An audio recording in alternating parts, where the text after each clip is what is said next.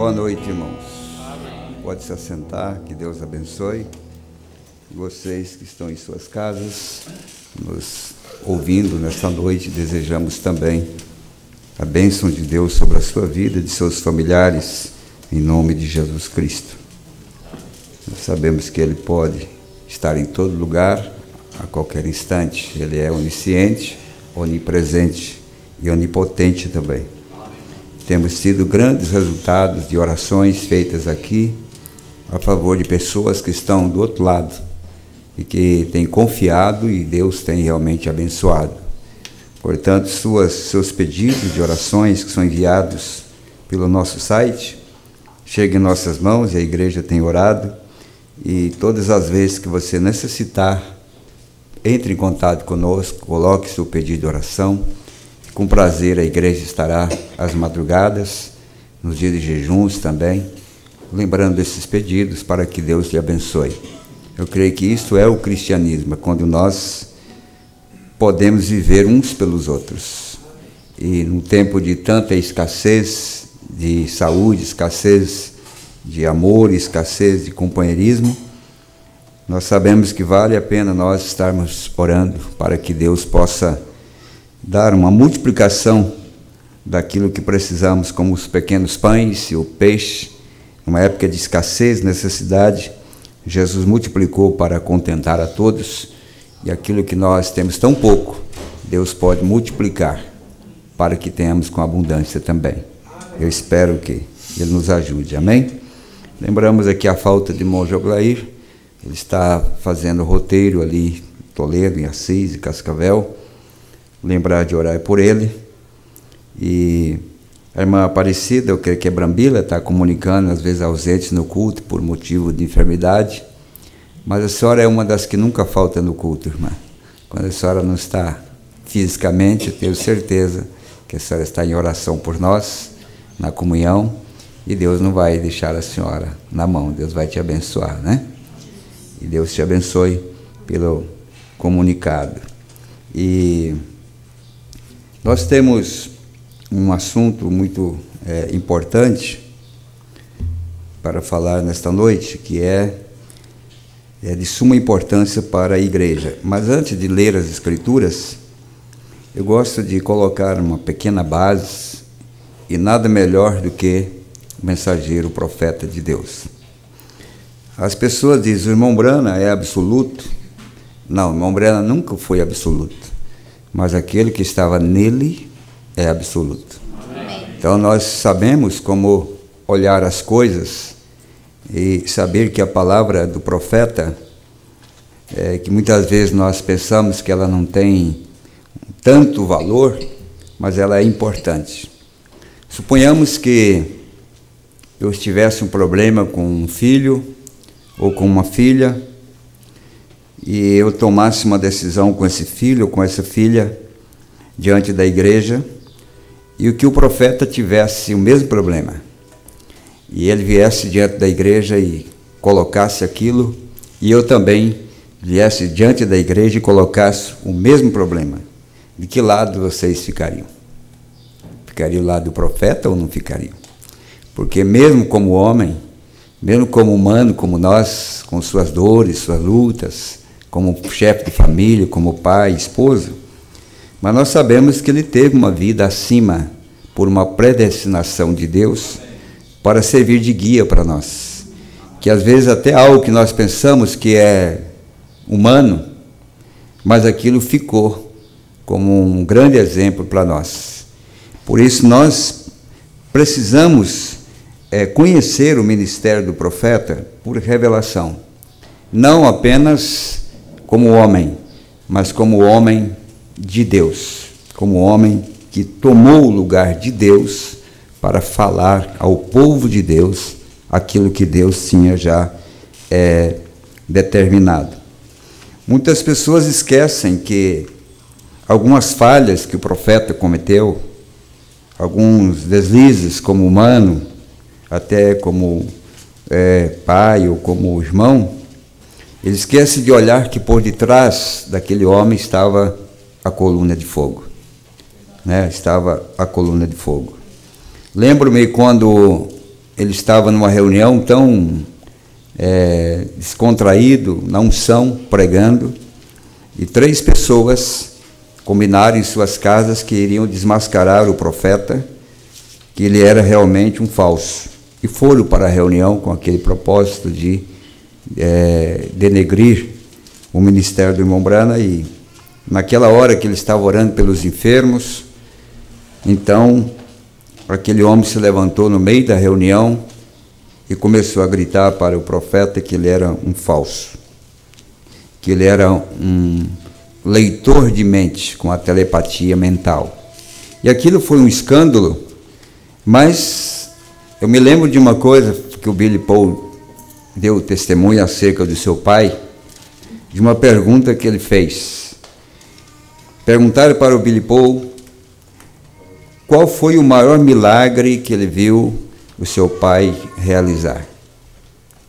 Ele respondeu na hora, ele disse: o maior milagre foi o equilíbrio que ele tinha nas horas mais difíceis que ele havia de passar. Ele disse: eu nunca vi meu pai abalado ou agindo de uma maneira assim descontrolada, porque ele sabia como controlar a situação. E quando aquilo surgiu na igreja e todo mundo parou e ouviu, ali estava na plataforma o mensageiro e as pessoas estavam sendo abençoadas, e aquele homem veio para frente, colocou a mão para que ele pegasse na mão com a mão esquerda, e quando o profeta pegou na mão dele, disse: irmão, você não tem nada, você não tem nenhuma enfermidade. Ele simplesmente olhou para a audiência e disse: está vendo que ele é um falso? Eu sou um doente, eu tenho enfermidade, eu sou isso e aquilo, e ele está dizendo que eu não tenho nada. Aí o profeta voltou, pegou a mão dele de novo, e disse: irmão, se você estava doente, Jesus já tem te curado, porque não indica que você tem algum tipo de enfermidade. E ele tornou a blasfemar. Aí então o profeta entendeu. Deus falou para ele que aquilo era uma armadilha, e de repente uma visão veio e disse: eu sei, você vieram aqui para isso, e ontem à noite você e aquele senhor e aquela senhora se levantaram para fazer o que vocês estão fazendo aqui, e a partir de então você não tinha doença, mas a partir de agora você tem tudo aquilo que você falou, você vai receber agora na sua vida.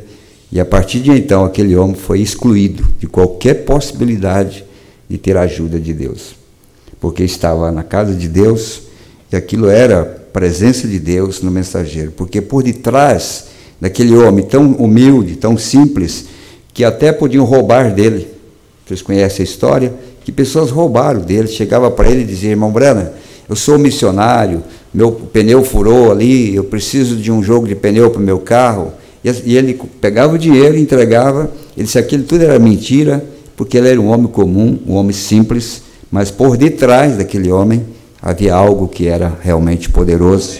É a quem nós mais consideramos, é o que estava atrás do profeta de Deus, não é? Graças a Deus por isso. Então, é bom nós lembrarmos que ele era e foi o mensageiro de Deus para o nosso tempo. E agora, após o grande tempo de cura dos enfermos vir, a expulsão de demônios e a ressurreição dos mortos, dos quais somos todos testemunhas, e também muitos médicos e grandes homens da terra, e a aparição do Senhor Jesus entre nós no sinal, ali como você vê. Então, eu creio que na parede, ou seja, onde for que esteja o anjo do Senhor, e como que os cientistas registraram os direitos autorais disto, isto é um fato conhecido em todo o mundo, e ver as próprias coisas que ele fez acontecerem todas as vezes. Então, se a coluna de fogo que estava com Israel através do deserto nos dias de Moisés, ou agora que Moisés foi chamado servo do Senhor, ele seguia uma coluna de fogo à noite e uma nuvem durante o dia. E quando Jesus estava na terra, ele disse que ele era aquele Deus. Ele disse: antes que Abraão fosse, eu sou. E o eu sou era a coluna de fogo. Amém? Era Deus ou não era Deus? Quem é que desceu sobre a cabeça do profeta? Foi Deus ou não foi Deus? Mombrana disse, isso é o eu sou. Este é o Deus de Abraão, o Deus de Isaac e o Deus de Jacó. Então ele disse, ele diz assim, e quando ele foi crucificado, morreu, e ressuscitou, e ascendeu às alturas, e colocou seu corpo sobre o grande altar do Deus eterno, para ali sempre estar presente, para agir em nosso lugar, para saber que ele tinha pago o débito de nosso pecado. E ali, ele regressou à terra outra vez, na forma de uma grande coluna de fogo. Ele regressou à terra na grande coluna de fogo. É um sinal. Agora, preste bem atenção nisso aqui, irmão. Nós estamos numa escola, todos os nossos cultos são escolas, são ensinamentos, e eu sou um aluno, como vocês são alunos também, para aprender exatamente da palavra de Deus. Preste bem atenção, você vai ler em casa depois a mensagem Parado na Brecha, porque tudo que acontecer hoje ao seu redor, ao meu redor, ou da igreja do povo de Deus, em algum lugar você vai encontrar o registro daquilo, porque a Bíblia diz que tudo que já foi. Então basta voltar na sombra e você verá verdadeiramente a realidade. Então ele diz assim, olha, São Paulo, em seu caminho, antes dele ser chamado de São Paulo, ele era chamado Saulo de Tarso. E em seu caminho para Damasco, para prender algumas pessoas que estavam fazendo muito barulho e gritando e pregando o evangelho que era contrário à sua tradição de suas igrejas. Descendo o seu caminho, certo dia, por volta desta hora do dia, ele foi atingido por uma grande luz.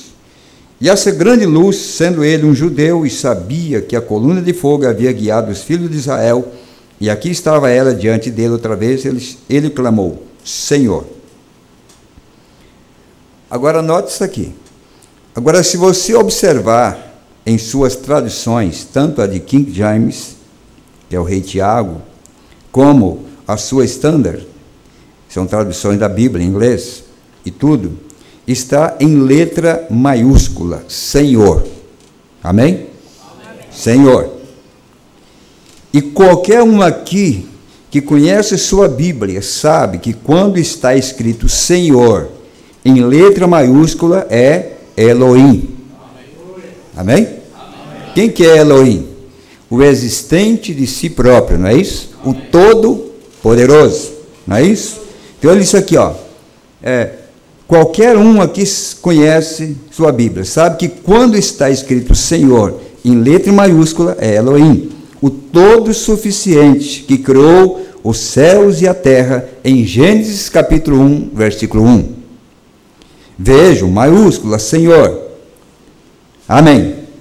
Muito bem. Agora, quando nós dissemos que o Senhor voltou, abra sua Bíblia em Tessalonicenses, o capítulo 4, por favor. Apenas eu quero colocar uma base, que nós estamos aproveitando cada instante para mostrar para a igreja. Versículo 16, de 1 Tessalonicenses, o capítulo 4, versículo 16. Porque o mesmo Senhor descerá do céu com alarido, com voz de arcanjo e com trombeta de Deus. Eu pergunto para você, esse Senhor aí está com letra minúscula ou maiúscula? Agora, quem é que diz que o Senhor com letra maiúscula é Elohim? É eu ou foi o profeta de Deus? Foi o profeta, não foi? Então, quando nós dissemos que o mesmo Senhor descerá do céu, não estamos referindo ao corpo literal de Jesus, mas aquele Elohim, o poderoso Deus, desceu do céu. Nós estamos falando exatamente o que o profeta falou. Porque nós somos alunos de quem? Do profeta de Deus, não é a nossa ideia, e que as pessoas fazem tanta dificuldade e tanta sombra, sendo que o próprio profeta nos falou estas verdades. Amém? Então, quando vocês disserem que o Senhor já veio, não vai dizer que é o Raimundo Maia que está dizendo que o Senhor já veio, que a igreja de Curitiba está dizendo que o Senhor já veio. Diga que o William Branham disse que o Senhor já veio, porque ele disse na mensagem Parado na Brecha, que quando esse nome estiver maiúscula, ele é Elohim, o Criador dos céus e da terra. Amém? Então, que fique bem claro que isto é a verdade da mensagem. Amém. Isto é a verdade da palavra de Deus. Agora, também eu quero ainda, na continuação, dizer isso aqui para vocês. Ele diz assim, nessa mesma mensagem: como Lutero pregou justificação, mas ele deixou ao acaso porque ele não viveu o tempo suficiente. E adiante. Então eles organizaram a igreja. Lutero nunca a organizou. Após Lutero, então veio Wesley. E após Wesley fizeram a igreja wesleyana. E então após aquilo veio John Smith, o Batista. E então Alexandre Campbell. E assim por diante. Mas o homem, os reformadores, não viveram o tempo suficiente para reunir tudo isto. E então nos sobrou um punhado de cabos soltos, assim. E então, quando eles o fizeram, por exemplo, do batismo nas águas, que John Smith trouxe de volta, o batismo na água, em imersão, mas usando os títulos de Pai, Filho e Espírito Santo, mas ele já fez uma melhora, porque não era nas águas, e ele trouxe o batismo nas águas, mas não conhecia o nome, mas ele trouxe uma coisa boa, graças a Deus por isso, amém? E então, ele disse, porém usando o título, e muitas daquelas coisas que foram deixadas soltas. E então, quando chegamos até o fim, a última mensagem deve endireitar tudo aquilo. Amém? Deve endireitar tudo aquilo. Trazer essas coisas a uma fé, um Senhor, um batismo. Amém. Qual é o trabalho desta mensagem? Retrazer de volta tudo aquilo que eles não alcançaram. Agora, após a Bíblia ter sido interpretada completamente, então você observe isto: abriu o topo da rocha que tinha o formato de uma pirâmide. Não é um ensinamento da pirâmide. Agora, não é isto. O homem que ensinou aquela doutrina da pirâmide, eu penso que eles sabiam do que estão falando. Eu não sei nada a respeito disso, mas seja como for, estava na forma de uma pirâmide, o topo da pirâmide. Nunca foi colocado. E eu estive no Cairo, no Egito, e o topo nunca veio, porque era uma pedra de esquina, era uma pedra angular. Por que a pedra não foi colocada? Vocês vão saber por que a pedra não foi colocada. Na igreja, isto era a pedra de esquina. Então ele traz agora para o espiritual, dizendo que ela não foi colocada porque ela era a pedra de esquina. Na igreja plena, ela era a pedra angular. E então ela nunca veio. Ela foi rejeitada. Quem que rejeitou? Os edificadores rejeitaram a pedra de esquina. E ele diz que essa pedra, ela foi rejeitada. Quem? Cristo. Amém? Amém? Quem foi rejeitado? Cristo. Porque ele colocará o pé sobre a terra e outro sobre o mar. Eles estão rejeitando a pedra angular, a pedra de esquina que foi enviada. Os edificadores que deveriam colocar a pedra no seu devido lugar, eles colocaram ela para fora da igreja. Porque a pedra tem vindo, porque é a pedra de esquina que é Cristo, é a pedra angular. E ela virá. E eu creio que quando ela vier, que a igreja tomará forma a uma posição de justificação sobre Lutero, santificação sobre Wesley, e a mensagem pentecostal trará a igreja a uma minoria.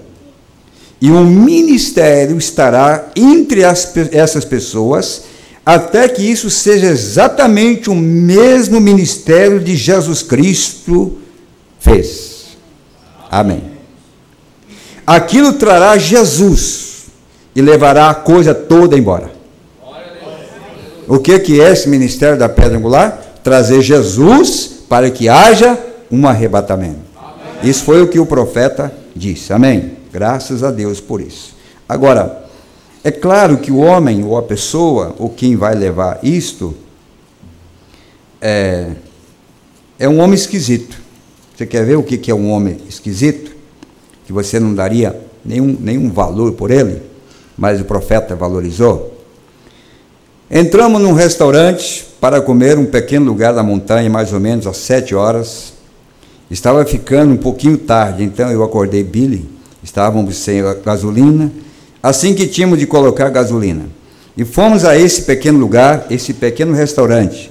E enquanto estávamos ali, um homem veio atravessando a rua, talvez um pouquinho mais velho do que eu, mas ele parecia um homem de verdade. O que é um homem de verdade? Paletó, gravata, um bom falar, alguns graus de teologia, alguma coisa que nós achamos que esse é o homem de verdade, para mim. Ele estava vestido de macacão, com uma jaqueta por cima, botas de montaria, um chapéu preto, barba crescendo assim pelo seu rosto. Esse é o homem de verdade. Você queria um homem desse ao seu lado? E não é só isso não, vai te fazer passar vergonha ainda. Esse homem que o profeta está falando, vai te fazer passar vergonha. Brancas como neve, seus cabelos pendidos, quer dizer, cobrindo a orelha ali, né? Para começar já era um cabeludo logo. Era o primeiro nome que ele ia receber, era de cabeludo, sujo, não toma banho, é assim. Debaixo do seu chapéu. Eu pensei, e esse parece um homem de verdade para mim. Não algum delicado, preguiçoso, com um cachimbo em sua boca, desse tamanho, sentado lá de short, ao redor de algum pátio ou piscina, algum barrigudo do leste. Assim, desculpe essa expressão, mas de qualquer forma, o sujeito parecia um homem de verdade para mim, inflexível, grosseiro. Parecia que ele vivia onde Deus havia feito para o homem viver. E eu o estava admirando. Note que os olhos de Deus, irmão, não é os nossos olhos. Se Deus não trocar a nossa mente, Deus não trocar os nossos olhos, nós chamamos o diabo de Deus e Deus de diabo. Por isso, nós precisamos ser levados a um conhecimento espiritual, como profeta, de olhar as coisas não com os olhos naturais, porque aqui ninguém diria que ele era um homem de verdade, mas aos olhos do profeta de Deus, esse é um homem que vive realmente onde Deus fez para o homem viver. E não somente isso. Ele entrou no restaurante e pediu algumas panquecas. Havia cerca de 20 pessoas. E ele teve de espirrar. Você sabe como algumas pessoas fazem, né? Quando vai espirrar, segura assim, né? Faz um gesto aqui e segura. Uma pessoa que quer, né? Não quer dar vergonha para quem está próximo, principalmente num restaurante, onde tem comida, pessoas comendo. Naturalmente, o homem delicado, ele não vai espirrar na frente de todo mundo. Mas ele disse, olha, o irmão Branham imita um reprimido espirro. Perdoe-me, mas ele soltou um bem grande espirro. Amém. Mas ele soltou um bem grande, saudável espirro do mato. Atixim. Que coisa! Pareceu uma rajada de vento nas janelas. Quando ele o fez, ninguém ousou dizer nada. Não, senhor. Eu disse, Billy, aí está um homem que me agrada. Ele disse, ora, papai, não vai dizer que o senhor quer ser assim? Isto é o que eu, o que sou eu no futuro. Esse sou eu. Amém. Vocês queriam um profeta nessas condições? Nós precisamos olhar como Deus olha as coisas. Amém? E não jogar para fora o homem por sua aparência, mas reconhecer o que ele traz atrás dele, o que ele tinha. Ele aprendeu no mato, ele aprendeu sozinho, ele não era um homem da cidade, um preguiçoso. Aquilo era a sua marca de onde ele tinha saído. E um verdadeiro homem de Deus, uma mulher, um filho de Deus, ele sempre carregará os traços de onde ele veio, porque aquilo forma, aquilo molda o seu caráter, e ele sempre será aquilo em todo e qualquer lugar. Ele não se envergonhou de espirrar diante de 15 a 20 pessoas, como o cristão não se envergonha de dizer amém, de orar pela comida, agradecer a Deus, testificar do nome de Jesus, porque esse é o mato de onde nós viemos, o mato onde Deus nos criou, a palavra de Deus. Isso nos faz sentir abençoados. Amém? Vamos ler as Escrituras, porque o meu assunto hoje é sobre o sinal. Eu tenho mais alguma coisa sobre os falsos ungidos, que eu não tive tempo ainda de concluir o que nós começamos, mas nós vamos ler as Escrituras em Salmo 86, reconhecendo o dia através do sinal. Salmo 86, versículo 1 até o versículo 11. Inclina, Senhor, os teus ouvidos e ouve-me, porque estou necessitado e aflito. Guarda minha alma, pois sou santo, ó Deus meu. Salva o teu servo que em ti confia. Tem misericórdia de mim, ó Senhor, pois a ti clamo todo dia. Alegra a alma do teu servo, pois a ti, Senhor, levanto a minha alma. Pois tu, Senhor, és bom e pronto a perdoar, e abundante em benignidade para com todos que te invocam. Dá ouvidos, Senhor, à minha oração, e atende a voz das minhas súplicas. No dia da minha angústia clamarei a ti, porquanto me respondes. Entre os deuses não há semelhante a ti, Senhor, nem obras como as tuas. Todas as nações que fizestes virão e se prostrarão perante a tua face, Senhor, e glorificarão o teu nome, porque tu és grande e operas maravilhas. Só tu és Deus. Ensina-me, Senhor, o teu caminho, e andarei na tua verdade. Une meu coração ao temor do teu nome. Nesse último versículo é o que Mombrana destacou, quando ele disse: una o meu coração ao temor do teu nome. Então tem que haver uma união, uma unidade. Vamos para São Mateus, o capítulo 16, versículo 1 ao 3. E chegando-se os fariseus e os saduceus para o tentarem, pediram-lhe que lhes mostrasse algum sinal do céu. Mas ele respondendo disse-lhes: quando é chegada a tarde, dizeis, haverá bom tempo, porque o céu está rubro, e pela manhã, hoje haverá tempestade, porque o céu está de um vermelho sombrio. Hipócritas, sabeis diferenciar a face do céu, e não conheceis os sinais dos tempos? Amém. Querido e amado Pai Celestial, não somos entendidos, mas somos crentes na Tua Palavra. E por estarmos aqui reunidos, cremos que o Senhor que nos dirigiu a esse lugar sempre terá alguma coisa para acrescentar à nossa fé e dar-nos a vitória que precisamos diante de todos os obstáculos que têm vindo em nossas vidas.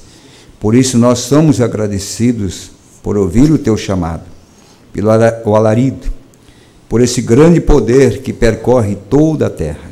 Como estava ouvindo hoje, Pai, conversando com meu irmão, onde a mensagem tem chegado a um dos países menores da África, nos confins da África, o Marrocos, onde as leis nem sequer permitem outras religiões, e ali já a mensagem tem ultrapassado as barreiras, as dificuldades, e ali já há crentes nascidos nesta palavra. Senhor, eu creio que o fim está próximo, e o Senhor não poderia trazer o fim sem que antes desse um sinal, para que conhecêssemos o tempo, o momento que nós estamos vivendo. Por isso, me coloco debaixo de Tuas potentes asas, e estou aqui como peregrino em Tuas mãos, para ouvir os conselhos, as orientações, os ensinamentos do Senhor, para que eu possa alcançar graça diante de Teus olhos, e não ser tomado de súbito e ficar aquém daquilo que o Senhor está realizando agora, nesse momento que nós estamos passando, Pai.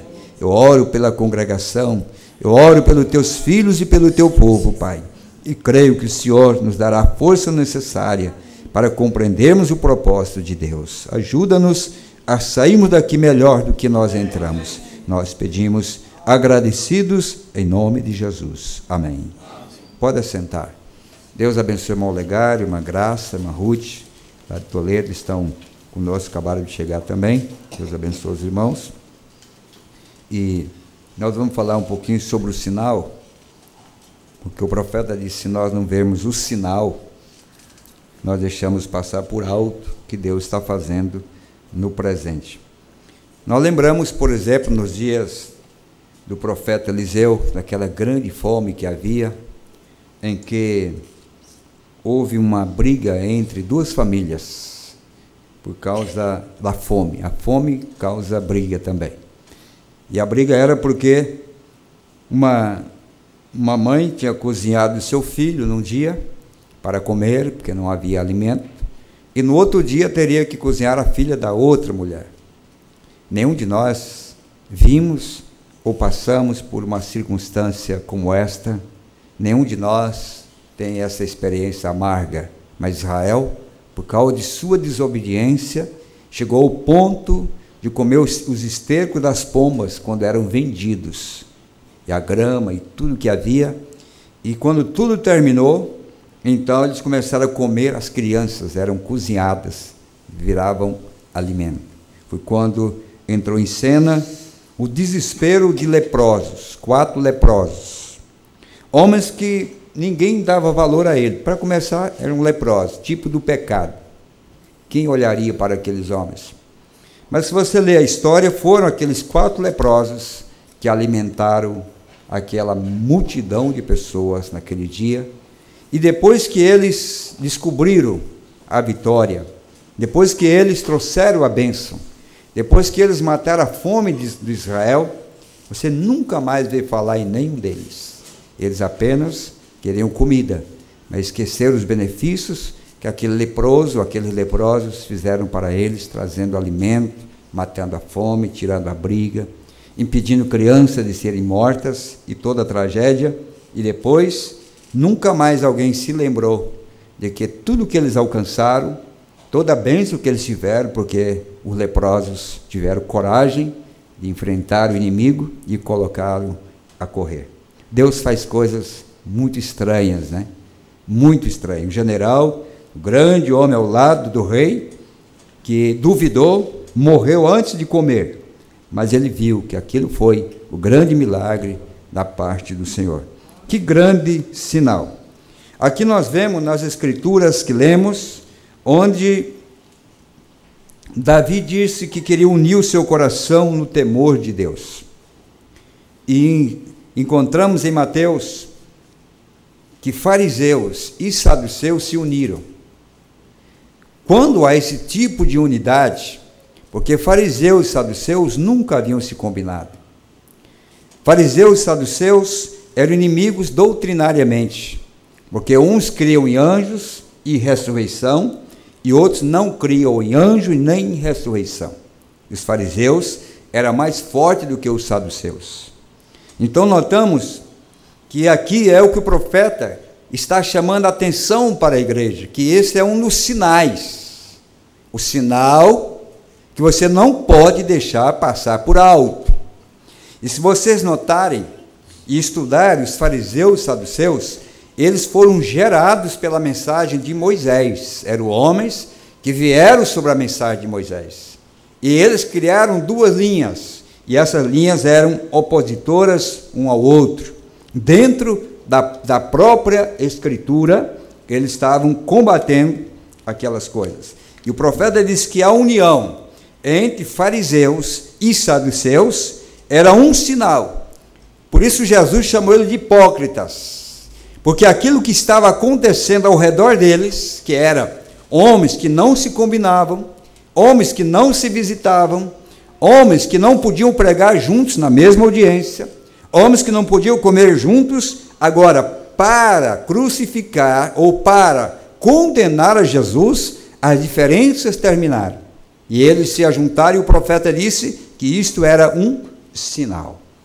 Notamos, como nós ouvimos aqui quarta-feira, com o nosso irmão Simon, que quando o anjo veio a Maria para trazer a manifestação da palavra, Deus em carne, ou não era? Jesus era Deus em carne ou não era Deus em carne? E quando o anjo, Gabriel, veio a Maria para trazer a palavra em carne, e que ela tomou forma, e que aquela palavra estava sendo formada, Deus disse: agora, fuja de Jerusalém, porque eles vão tentar matar a palavra encarnada. Fujam para o Egito. Ora, eles tiveram que sair do meio do próprio povo, Jerusalém. O próprio povo que defendia a mensagem de Moisés, o próprio povo que defendia a mensagem de Elias, o próprio povo que tinha vindo através do deserto, Deus mandou sair porque aquele povo era criminosos, eram assassinos. Deus disse para José: agora fuja para o Egito, porque eles procurarão matar essa criança, porque essa criança é a esperança de Israel. Essa criança é a esperança do mundo. Essa criança é a esperança da ressurreição, porque até então não havia ninguém capaz que tivesse feito algo como aquela criança faria, e para preservar, teve que fugir. Eles não foram para a reunião de Jerusalém, onde estavam os maiores homens, os maiores pregadores, os maiores ministros que havia de então, que eram verdadeiros teólogos, estavam ali presentes. O anjo disse: não, vai para um lugar que nem crente não são, fique sozinho no deserto, vai para o Egito e fique lá, até que eu chame você de volta para cá, até que teus acusadores morram, para que você possa voltar para cá, mostrando que quando a palavra encarnada, ela começa a se fazer de novo num povo, que é a promessa de Deus para nós, nós também teríamos que passar pela mesma circunstância, e Deus teria que nos orientar a fugir dos lugares mais santos, dos pregadores mais altos, porque a palavra estaria correndo o risco de ser assassinada. Então, para isso, a igreja teve que se afastar. Com que comunhão tinha a Igreja Maria naqueles dias? Alguém diria: está desviado, nem nas nossas convenções não vem mais, em Jerusalém não comparece, na reunião do Sinédrio não vem mais. Estão, justamente, aquela igreja separou, e não sabia que aquela separação era a pura palavra de Deus, para preservar o que estava dentro daquela mulher, que era a palavra feito carne. Quando a igreja tomar parte, quando a igreja sentir que essa palavra, ela está tomando forma no seu coração, saiba então, é o tempo de fugir. É o tempo de fugir. E é isso que o profeta está chamando a atenção da igreja para o tempo de união e o sinal. União do coração do homem para com Deus e união no espaço externo, quando os próprios inimigos teriam que se unir. Jesus disse: olha, vocês me pedem um sinal do céu, mas olha o sinal aí, vocês estão unidos, vocês querem um sinal maior do que esse? Vocês querem um sinal maior do que esse? De que vocês estão se unindo para esse propósito? Então nós vamos extrair isso aqui da mensagem do profeta, para que vocês entendam, não é minha conjectura, isso aqui é a palavra de Deus, é o que Mombrana disse, amém? Então, agora, estamos falando desse unir, desse tempo de união, do sinal do tempo de união, entende? Jesus estava aqui na última escritura lida, e ele estava repreendendo o clérigo, por não ser capaz de discernir o sinal do tempo que você está vivendo. Porque o Deus escreve tão claramente para que ninguém pudesse escapar dele. Então Deus vindica, Deus mostra tão claramente para que ninguém seja inexcusável. Por isso, quando a nuvem veio no pôr do sol, aonde estava ali onde o profeta tinha estado uma semana antes, e a nuvem apareceu ali, e se fosse somente o testemunho de William Branham, se o testemunho do irmão Fred Sotman, ou daqueles companheiros que estavam ali, isso quem sabe passaria despercebido, mas a maior revista de então, dos Estados Unidos, fotografou a nuvem e mandou para todo o país e para todo o mundo, para que o homem ficasse inexcusável desse grande sinal que Deus estava mostrando de quem é que estava na terra. Não foi somente um homem, Branham, ou um homem, Sotman, mas foi agora o próprio Deus, fez com que isso pudesse ir ao redor do mundo.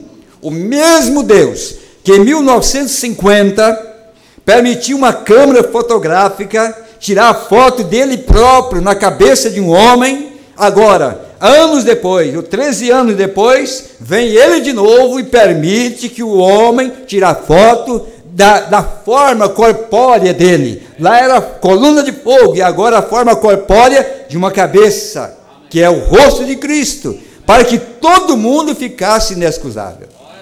Que sinal maior do que esse para nós? Que tempo nós estamos vivendo para rejeitar aquilo que Deus está mostrando para o dia presente da sua gloriosa vinda? Graças a Deus por isso. Se é tempo de sofrer, se é tempo de fugir, se é tempo de estarmos sozinhos, se é tempo de sermos perseguidos, mas é tempo também de unir o nosso coração com Deus, porque nosso tempo tem chegado. Amém. Agora,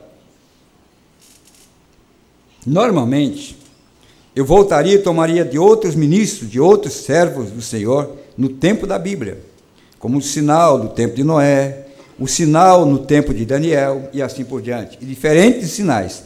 Mas eu quero deixar passar aqueles hoje à noite, para economizar tempo, para ser capaz. Mas sempre tem sido a maneira de Deus, para lhes dar um sinal natural do tempo. Então, um sinal natural do tempo, para que todos soubessem bem a hora em que fosse. E esses fariseus deveriam ter conhecido o tempo deles. Eles deveriam ter sabido que hora era. Ele disse em outro lugar: se vós tivesses me conhecido, vós teríamos conhecido o meu dia. Vê, é uma grande coisa em saber entender. Veja, sem entendimento. É assim que eles sempre se referiam aos profetas. Eles diziam: e ele teve entendimento através de visões do Senhor. Alguém estava questionando, um crente da mensagem, estava questionando que na construção da ponte de Louisville a Jeffersonville, vocês que leram a história de minha vida, vocês leram o sobrenatural, quando o profeta viu 16 pessoas serem mortas, ele se eu contava uma por uma. Vocês lembram desse fato? Eles questionam hoje, porque alguns historiadores foram naquele tempo e examinaram todos os lugares, ou todos os livros da construção daquela ponte, nunca encontraram onde morreu 16 pessoas. Isso, vejam. Irmão Branham era uma criança, e por ser uma criança, quem sabe ele pensou: negativo, isso é mentira do diabo. O irmão Branham disse assim: eu tinha 18 meses de idade quando eu tive a primeira visão, e desde então nunca, nenhuma delas falhou até hoje. E eu creio no profeta de Deus. Eu creio no profeta de Deus, porque eu sei que ele não era apenas um homem comum, ele era um homem revestido de uma comissão. A comissão era revelar todo o mistério de Deus. Eu estava lendo alguma coisa da história com o Neville, sobre um grande general americano. Eu li para vocês esses dias atrás, um tempo atrás, quando ele disse que não tomaria um copo de água sem antes orar por ele, e essa era a razão do seu sucesso. O profeta disse que aquele general foi o maior general que a América já teve. Só que se você olhar os livros da história da guerra, ele não era o melhor general. O melhor general era um outro homem, determinado fulano de tal, que eu não lembro o nome dele agora, esqueci de anotar o nome, porque os olhos de Deus não é os olhos do homem. Mas quando Deus foi passar a história a limpo e encontrou este homem, Stonewall, esse grande general, o profeta disse: esse foi o maior general que a América já teve. Ele foi um Josué. Mas quando o homem foi escrever a história da guerra, disse que não era ele, disse que foi o fulano de tal. Não me interessa o que o livro está dizendo, não me interessa o que a história está dizendo, não me interessa o que as pessoas estão dizendo. Eu quero saber o que saiu da boca de Deus, e nisso eu me firmo como a palavra de Deus, como a verdade de Deus para nós. Mas para isso nós passamos como loucos. Você não vai provar? Como é que você vai provar que caiu 16 pessoas? Mas note que Mombrana nunca disse que caiu 16 de uma vez só. Ele disse que 16 pessoas morreram e ele contou uma por uma, então não foi todas de uma vez. Amém? Graças a Deus, então. Então veja bem, eles tinham entendimento através da palavra do Senhor, através dos profetas. Então os profetas davam um sinal, assim como um lá se deitou de um lado por tanto tempo, então se virou, se deitou do outro lado, um teve que rasgar as suas roupas, e houveram tantas coisas que eles fizeram para mostrar o sinal no qual eles estavam vivendo. Aquilo era os acontecimentos atuais. E você, Ezequiel, ou Isaías, deite do seu lado direito por 365 dias, e depois, deite do teu lado esquerdo por mais 40 dias, ou algo assim. Quem olhasse, naturalmente, aquele homem, ele é um louco. O que está acontecendo? Qual é o sinal? Depois Deus vem e disse, olha, casa com uma prostituta, e você vai ter 2 filhos, e o nome de um é esse, o nome da outra é essa, porque isso é o que está acontecendo agora com Israel. Mas quem poderia ver o sinal? Quem poderia dizer que aquilo era verdade? Quantos crentes se levantariam da audiência e diria, um homem, um profeta, se unir com uma meretriz para ter filhas? Como nós vamos ter um pastor, ou um profeta, ou um homem que fala segundo Deus, e nós dizer que Deus está com ele? Mas Deus estava moendo aquele profeta para dar um sinal para aquele tempo, para aquele povo, daquilo que eles estavam fazendo. Porque Deus, antes de fazer qualquer coisa na terra a favor dos homens, ele dá um sinal para os homens, para que você não seja pego, desprotegidos ou despercebidos. Então, alguém que poderia olhar o quadro diria, não tem cabimento essas coisas.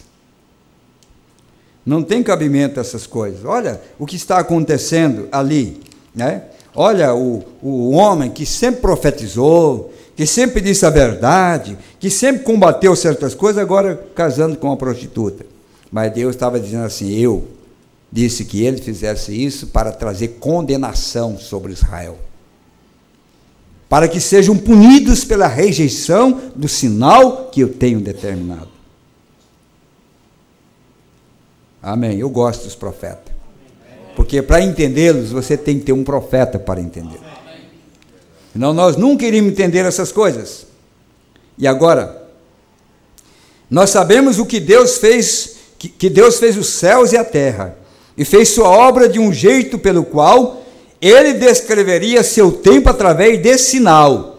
E esse mesmo Deus vive hoje. Amém. Então devemos ser algo, o vermos, o tempo no qual estamos vivendo. Tem que haver algo que alguém não está enxergando em algum lugar. Entende? Porque Deus nunca deixaria essas coisas acontecerem sem nos dar um sinal definido, onde nós entenderíamos. Agora, aqui está a mesma coisa hoje, onde o clérigo, o que é o clérigo? É o religioso, é o sacerdote, né? É o religioso. Nós não lemos corretamente, assim como foi lá. E eles não pensaram que fosse a hora. Eles pensavam que eles estavam vivendo muito pacificamente lá, e então eles não estavam esperando por nenhum Messias. Eles não estavam esperando por um Messias. Porque se eles estivessem esperando pelo Messias, como a samaritana, o Messias não passaria despercebido deles.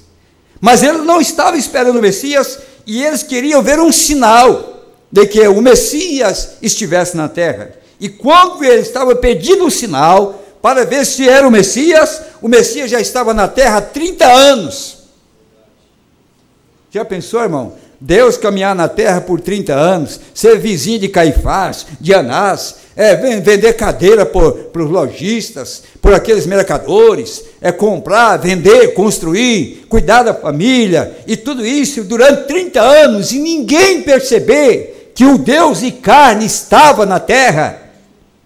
Ora, será que nós não podemos perceber que as coisas de Deus não é como nós imaginamos?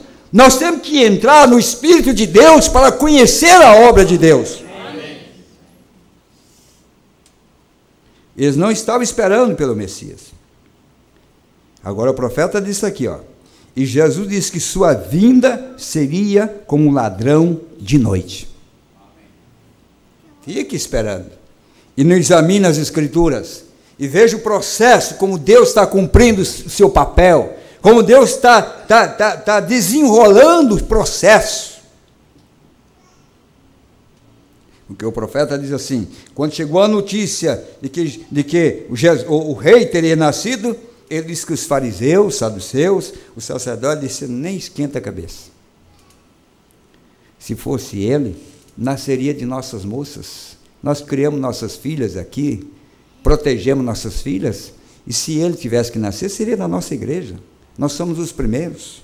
Nós viemos, meu avô é sacerdote, meu bisavô, meu tataravô, e eu provo para vocês que nós viemos da linhagem de Arão, da linhagem de Abraão, e assim por diante. E eles falharam. Eles falharam. E Jesus disse que sua vinda seria como um ladrão de noite, onde as pessoas estariam inconscientes de sua vinda. Inconscientes. Por isso o profeta disse, belisca a sua consciência. Porque as pessoas estariam inconscientes. Eles criaram, como na primeira vinda eles criaram, os fariseus, saduceus, examinando as Escrituras, criaram até uma escada para o Messias descer, para pregar para eles. Criaram uma escada de ouro, e quando ele fosse descer aquela escada, então, ele colocava o primeiro pé naquela escada, o profeta disse que eles esperavam que os anjos do céu tocassem o clarinete, os anjos tocassem e toda a terra se agitasse, como os adventistas do sétimo dia, querem pintar a vinda do Senhor, com cheio de anjos para todo lado, cantando. Eles estão enganados, suas consciências estão impregnadas pela interpretação errada. O profeta diz, pessoas estariam inconscientes de sua vinda, mas houve alguma das virgens que saíram para encontrá-lo, metade delas tinham óleo em suas lâmpadas e estavam prontas, elas estavam esperando por aquele sinal. E é para essas que estou falando nesta noite. Para quem? Não para as virgens nécias. O profeta, ele estou falando para essas que tem a lamparina e tem azeite e que espera o sinal e pode ver o que Deus está fazendo hoje. É a metade, a igreja tem que cortar pela metade mesmo. Não é porque não são virgens, não é porque não são boas pessoas, não é porque não são honestas. As virgens eram honestas, mas o profeta diz, eu estou falando agora para as virgens prudentes, que tem azeite, tem lâmpada e tem luz.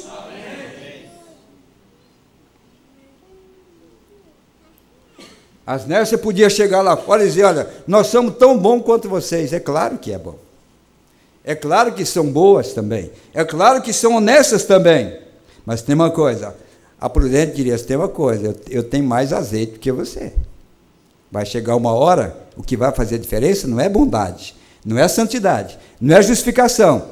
Não, o que vai fazer diferença é o tanto de azeite que você tem na sua lamparina. Veja bem,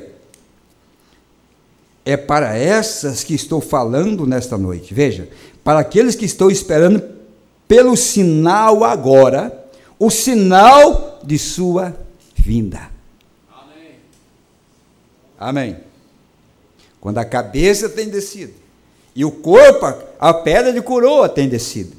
Agora não é uma igreja mais perdida, sem saber para onde vai. Agora é uma igreja que tem um marido. É uma igreja que sabe pensar corretamente. Porque agora a mente de Cristo foi colocado nela. Ela permanece fiel à palavra, porque agora ela sabe que ela não é mais uma mulher desamparada. Ela agora é uma mulher que tem um cabeça, e esse é Cristo. Pensa como Cristo, age como Cristo. Não se preocupe com o que dizem desta mulher, porque ela está cumprindo o seu dever. Agora note isso aqui, irmãos. Esses sinais dados pelo Senhor é dado apenas para crentes. E a Bíblia disse que a igreja tem 3 classes de crentes, não tem? Então só uma classe de crentes vai ver. Porque sinais é dado para crentes. diz o profeta. Os descrentes nunca enxergam. Então quem é que não enxerga? Os que não creem. Eles passam bem por cima deles. E eles não enxergam. Eu estou lendo o que o profeta diz. Passa bem em cima deles e eles não enxergam. Estamos esperando as águas se moverem. Porque quando as águas se movem, o anjo desce, as águas se movem, alguém é curado. E veio o Criador dos anjos caminhando no meio deles, no tanque de Betesda, né? Olha para um lado, olha para outro, caminha, vai lá num cantinho onde há um doente que poderia muito bem esperar alguns anos ainda, né? Quando perguntou, você quer ser curado? Ah, Senhor, bem que eu gostaria, não sabia com quem ele estava falando. É assim que Deus faz, você não sabe às vezes com quem você está falando. Você pensa que é um diabo, você pensa que é um anticristo, você pensa, aquele doente também pensou, olha, Senhor, eu não posso, porque quando eu vou lá para entrar na água e mergulhar, outro foi na minha frente. Ele disse, não se preocupa não, pega a tua cama quietinho e vai embora para casa. Aqueles que estavam no tanque, irmão, diriam para o outro assim, coitado, cansou de esperar, hein? Tantos anos agora, chegou alguém aí, mandou embora, e ele foi embora. Nunca mais aquele doente voltou naquele tanque. Nunca mais você voltará ao que você era antes, quando você tem a revelação que ele veio para você, que ele manifestou para você, nunca mais você volta lá. Ah, coitados, olha aí, eles aí são os anticristos, olha o que eles estão pregando, olha o que eles estão dizendo. Não preocupe, irmão. A igreja inteira ficou no tanque de Betesda, só um saiu. Mas igual o cego de nascença, se ele é pecador, ou não é, ou se ele é o que seja, uma coisa foi o único homem que me abriu os olhos, foi ele. E eles não enxergam, e agora tão certo, assim, de que é um anjo de Deus, que conseguiria se parar nessa plataforma esta noite, como é certo quanto que eu estou olhando para vocês, e eu conseguiria estar vendo isso, e você poderia estar olhando a isso e não conseguiria ver, ou que eu pudesse ver isto e vocês não conseguissem. Agora vocês sabem que isto é escriturístico, é exatamente a verdade, eles viram. Você sabe que Paulo caiu, ninguém deles conseguia ver aquela luz, mas Paulo viu. Eu estava olhando nas escrituras, lendo hoje, e procurando os companheiros de Paulo que estavam vendo aquela visão. Onde é que foram eles? Você já viu algum lugar falar daqueles homens que estavam com Paulo? Sumiram. Desapareceu. Eles eram amigos de Paulo, enquanto Paulo era criminoso, arrogante, enquanto Paulo era o homem forte, o braço direito do Sinédrio, para destruir os crentes, aqueles que sobem na plataforma só para destruir, para matar, para denegrir, para fazer essas coisas. Eles eram amigos de Paulo, de Saulo. Mas quando Saulo viu a coluna de fogo e saiu de Saulo aquele espírito arrogante, aquele espírito de imperialista, aquele espírito forte para perseguir os crentes, ele disse, onde estão os amigos de Paulo? Você não vê falar nenhum deles mais. Aí você sabe quem era amigo de Paulo? Um Ágabo, um Ananias, um pobre, uma vendedora de púrpura, não sei mais quem lá. Era esse povo que tornou amigo de Paulo. Era esse povo que queria estar com Paulo, e Paulo queria estar com eles. Por quê? Porque ele tinha visto a vinda. O Senhor tinha se apresentado para ele, e depois que o Senhor se apresentou para Paulo, ou não era o Senhor Jesus que veio para Paulo? A Bíblia diz que ele era o Senhor Jesus, mas quando o Senhor Jesus veio para Paulo, seus amigos disseram, olha, até aqui nós caminhamos juntos, mas daqui para frente, Paulo, você vai sozinho. Deixou o pobre Paulo. Para começar, se fosse de Deus, eu não ficava cego. O Paulo não ficou cego? Ficou ou não ficou? O que eles iam pensar? Se fosse de Deus, Paulo, o que você está dizendo aí, por que você ficou cego? É o seguinte, nós vamos te deixar lá onde você quer e vamos cair fora. Nunca mais se viu falar desses amigos de Paulo. Mas tem uma coisa, não se pode falar em Deus sem lembrar de Paulo, em qualquer nação, língua, qualquer lugar. Não tem como pregar o evangelho sem lembrar de Paulo. Então eu quero ser lembrado por Deus. Não pelos meus amigos, mas por Deus, eu quero ser lembrado. Amém. Aquela luz estava bem ali quando João se encontrava diante das multidões, e milhares lá pela barranca lá, e de clérigos e sábios, grandes homens. E o próprio João disse, ele era testemunho de ver o Espírito de Deus descendo com uma pomba e descer sobre ele, e uma voz dizer, esse é meu amado filho no qual me agrada habitar. E ninguém viu a não ser João, entende?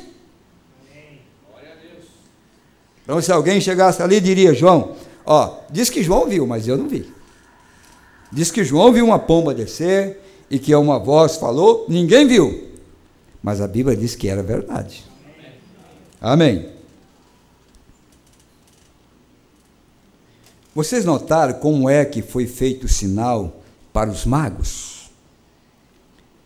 Primeiro, eles estavam procurando. Se você não está procurando o Messias, você nunca vai enxergá-lo. Você nunca vai recebê-lo.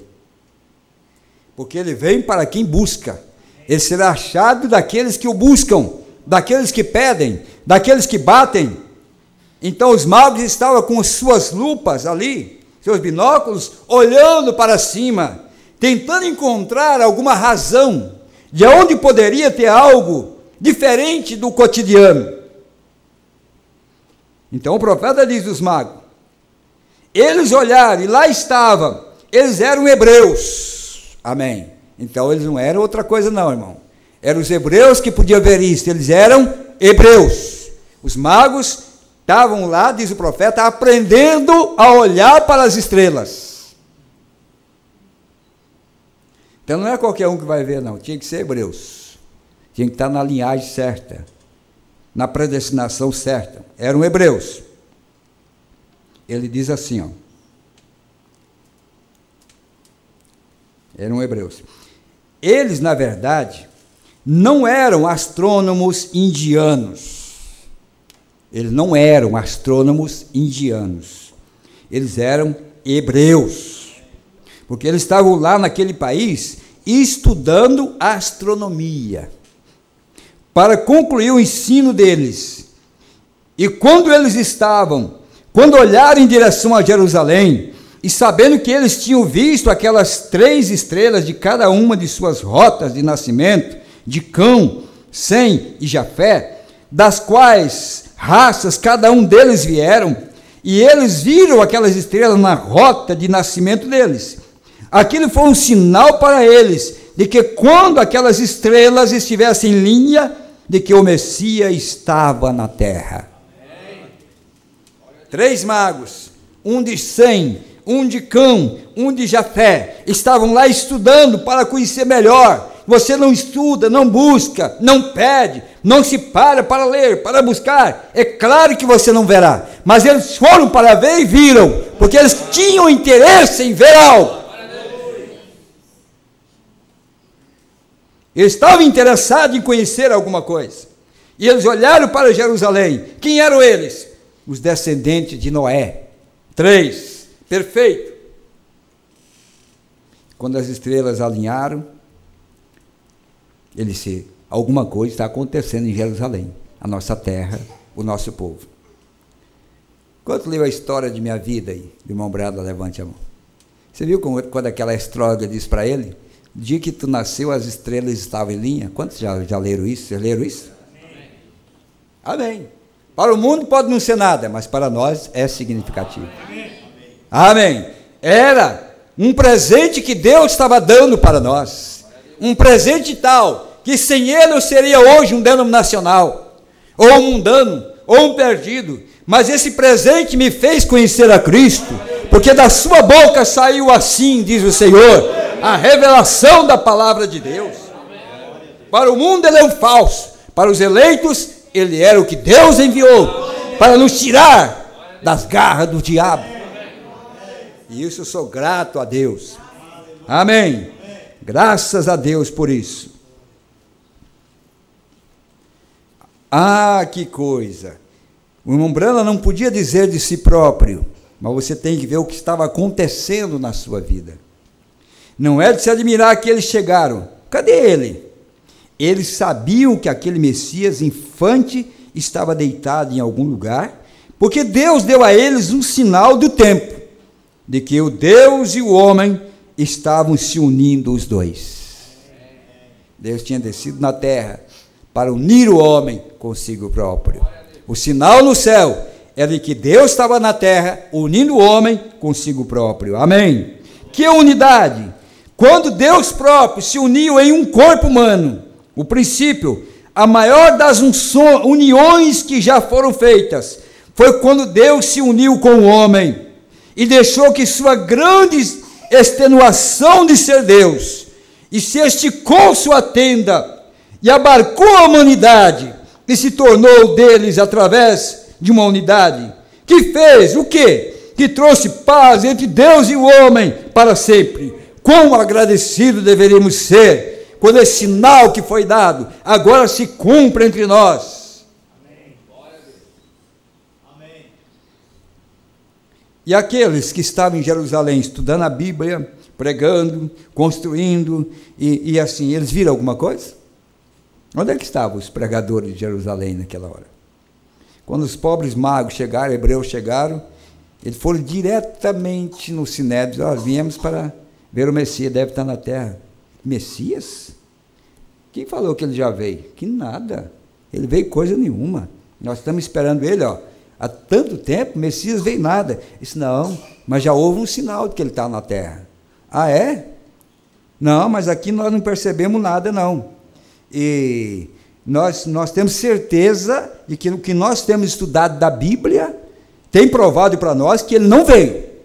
Mas o mago disse, olha, faz 2 anos que apareceu a estrela, e nós sabemos pelas escrituras que quando essas estrelas se ajuntam, é porque ele já está na terra. Eles estavam atrasados, irmão. Deus sempre chega adiantado para dar uma rasteira no diabo.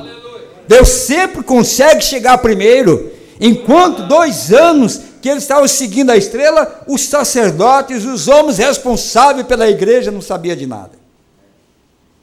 Ele disse, olha, tem uma coisa, vocês não me convencem não. Quem sabe o sacerdote dizia, rapaz, volta para a sua terra, vai pregar para a sua gente, você está desequilibrado, você está fora de si, capaz. Ele disse, olha, vocês não me convencem não, eu sei que ele está na terra, sim, em algum lugar ele está na terra. Em algum lugar ele está na terra, e nós vamos continuar buscando, porque o sinal não pode errar, o sinal é perfeito, o sinal é real, nós temos certeza que ele está em algum lugar. O profeta diz que quando eles saíram da presença daqueles sacerdotes, daqueles homens, a estrela voltou a brilhar de novo. Enquanto eles estavam naquela reunião de Jerusalém, a estrela nem brilhava.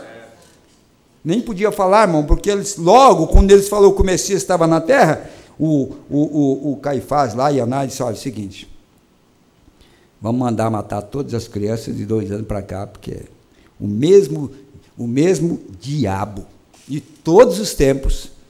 Mombrana disse, as pessoas morrem, mas o demônio que estava nela continua. Os fariseus morreram, mas o espírito fariseu continua, o espírito saduceu continua, se unindo para quê? Para matar. Então veja, quando eles saíram da presença de Caifás e de Anás, Mombrana disse que a estrela voltou a brilhar. Se eles não saíssem daquela convenção de Jerusalém, eles nunca veriam o Messias na terra.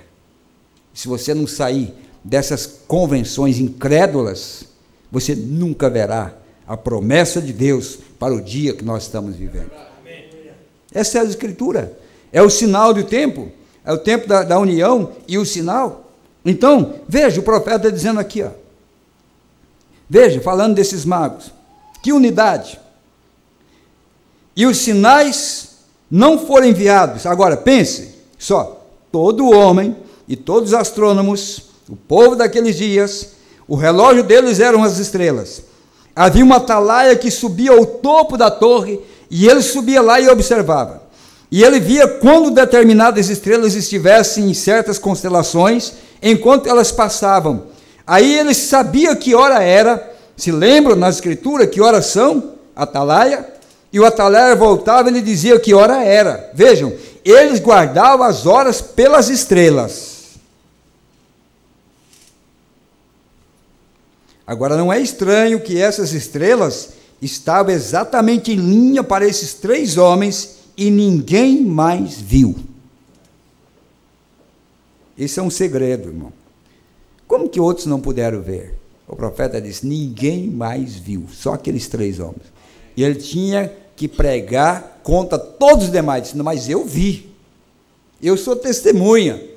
Alguém dizia, mas só você viu? Não, eu e o irmão fulano e o irmão fulano, nós estávamos orando, buscando, e nós 3 vimos. Ah, mas não é possível, só vocês 3 estão certos, o demais está tudo errado? Eu não sei se vocês estão errados, eu só posso dizer que eu vi a estrela, ele viu a estrela, e ele viu a estrela, e nós viemos para adorá-lo. Como é que você vai provar isso? 3 contra toda aquela demanda, 2 contra os 10 espias, como se vai provar isso? Eu não sei, mas Deus sempre esteve do lado da minoria, porque Deus sempre foi um Deus de milagre, não da maioria, mas da minoria. Nós estamos falando que Deus dá um sinal do que Ele está fazendo na terra hoje. Você quer ver? Esquadrinha as Escrituras. Amém. Vê, bem exatamente em linha. Agora, você pode estar tão em linha com a Escritura, entende? Quando essas estrelas se tornam em unidade, se uniram juntas nesta constelação, 3 homens também se uniram naquela mesma hora. Amém. As estrelas se uniram, aqui na terra 3 homens se uniram. O mesmo instante que Deus uniu no céu, há uma união aqui na terra. No mesmo instante que os fariseus se unem, porque a manifestação da palavra é para deixar os fariseus mais unidos também. Porque eles nunca tinham acabado suas brigas, nunca tinham acabado seus problemas, eram guerra. Mas quando a palavra foi manifestada, ajudou eles até a quebrar suas barreiras e tornarem-se amigos. Mas tem uma coisa, do lado de cá também, há um povo mais unido pela manifestação da palavra. Então Deus é maravilhoso. Ele une até os inimigos quando não se pode unir, a palavra une para que se torne um, assim como Ele está unindo o seu povo em um só coração, unindo na palavra. Enquanto Deus se uniu no céu, há uma unidade na terra também. Amém. E você pode estar tão unido com Deus em sua palavra, até o ponto que essas coisas se tornam realidades. E você pode enxergar elas e saber que elas são verdadeiras. Entende? O sinal do tempo. Você pode pôr cima dele e dizer, é besteira, é lixo, é besteira. Lembrando, vocês vão dizer isso. Mensagem, tempo de unidade e o sinal. É besteira. Mas para você não é besteira, diz o profeta. Para você não é besteira, amém? Para nós não é besteira, não. É uma realidade. Para você, você está unido com a palavra, olha o casamento. Para você, você está unido com a palavra. Lembra da prima órfã lá? E das ricas? Coitada. Olha aí quem está dizendo que vai casar com um príncipe. Ou com o filho de fazendeiro. Olha aí, nem tipo não tem. Olha o tipo dessa pobre coitada, miserável aí. Mas lá no coração da prima órfã, ele dizia, tem uma coisa, vocês não ouviram o que ele falou, mas eu ouvi. Ele falou que vai voltar para me buscar daqui a 1 ano. Mas quem que é testemunha disso? Nós não vimos nada, não é para vocês. Aquela promessa era exclusivamente para uma donzela, para uma moça que podia crer que aquele homem falava era verdade. Essa promessa é para um povo que crê que o que ele falou é a verdade. Mas só você ouviu? Sim, foi só eu que ouvi. É só eu que preciso ouvir. Por que os demais têm que ouvir? Quem tem que crer sou eu, e eu estou esperando. Amém. Glória a Deus por isso. Unido em sua palavra. A tal ponto que essas coisas se tornam realidade. Amém. Vocês entendem isso? Mas para você, isso não é besteira, isso é verdade. Então, é absolutamente certo, irmão Pati. Quando você vê esse sinal se unir com o crente, E é para eles que estou endereçando isto aqui. É para o crente. Pois o descrente nunca vê. E que repreensão seria se ele estivesse na terra hoje, para muito de seus clérigos hoje. Olha, ele pregou essa mensagem em 1963, depois, né, eu creio que é 63, deixa eu ver aqui, agosto de 63, depois que ele abriu os selos, ele diz assim, ó, veja o que ele disse aqui, e que repreensão seria se ele estivesse na terra hoje, para muitos de seus clérigos hoje, que não consegue ler esse sinal, os sinais que estamos lendo diariamente aqui no tabernáculo, e vendo as coisas, e outros estão lendo isto, e vendo a escritura na parede, e ainda assim muitos apenas ignoram, e nem sequer veem nada, não é nada mesmo para eles, eles não notam, mas há um povo que é importante. Amém.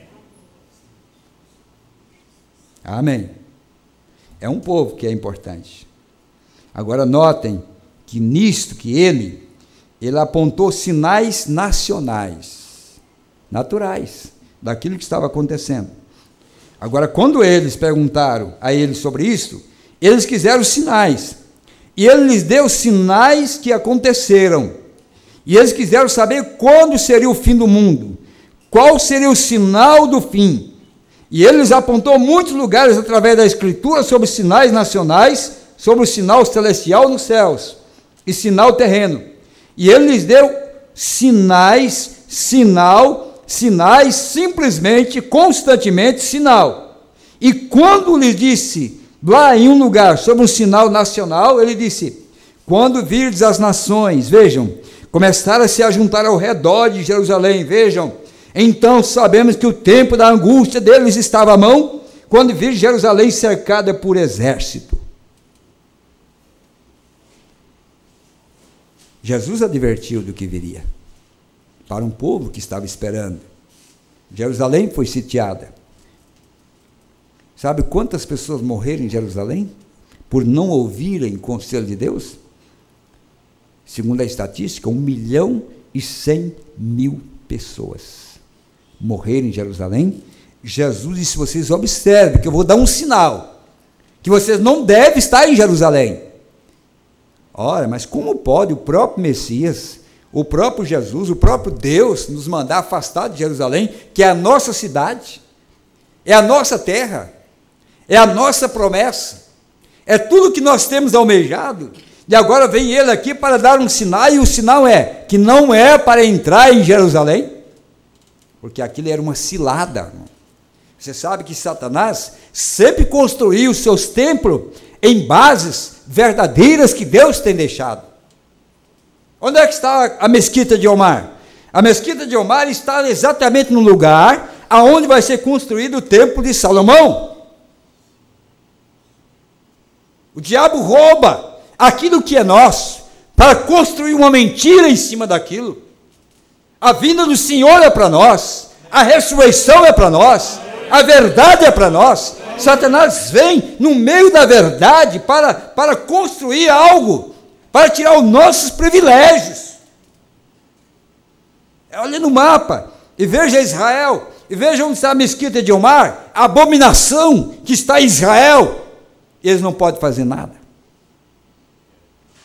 porque eles não observam o sinal. O sinal deixado por Deus está passando por alto.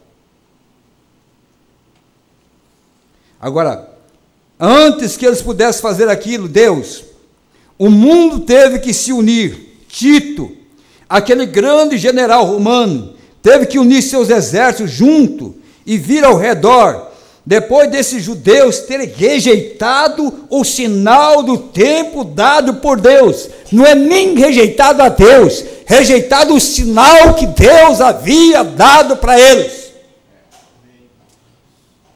Ao rejeitar o sinal, eles já estavam mostrando que eles estavam condenados à morte.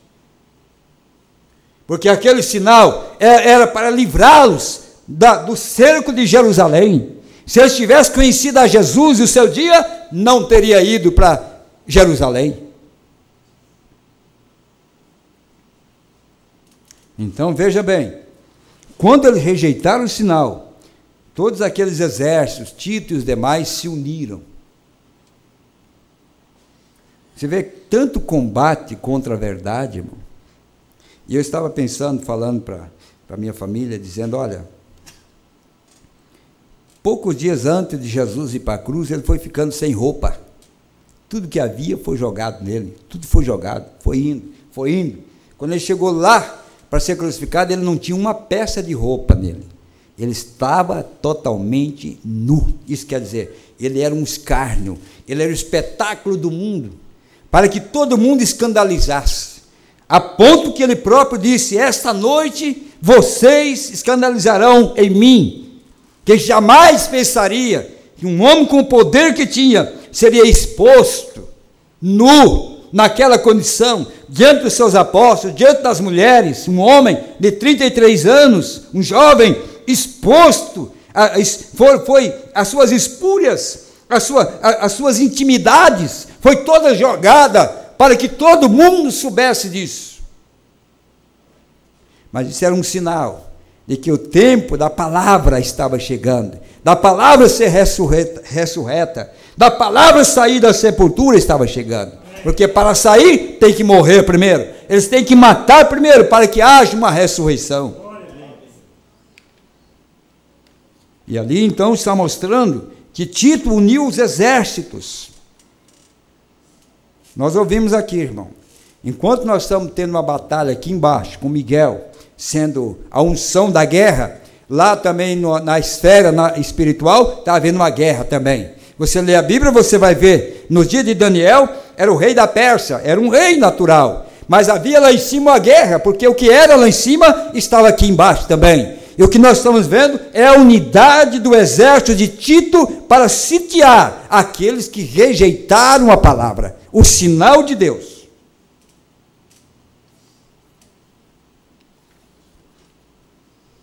Então, ajunta uma igrejinha aqui, ajunta outra igreja lá, ajunta outro povo lá, e ajunta outro povo lá, os exércitos. Para quê? Para sitiar. E veio para tomar suas cidades. Primeiro teve que haver uma união do povo de Deus, assim chamados, contra a palavra de Deus. Então, primeira coisa, antes que venha a matança, antes que venha a destruição, antes que venha a morte, o Mombrana disse, teve que haver uma união do povo de Deus, assim chamado, entre aspas, né? Contra a palavra de Deus. Antes que a nação pudesse se unir contra o povo de Deus. Vejam, a unidade, unindo juntos. Eu creio que estamos vivendo num grande tempo de unidade.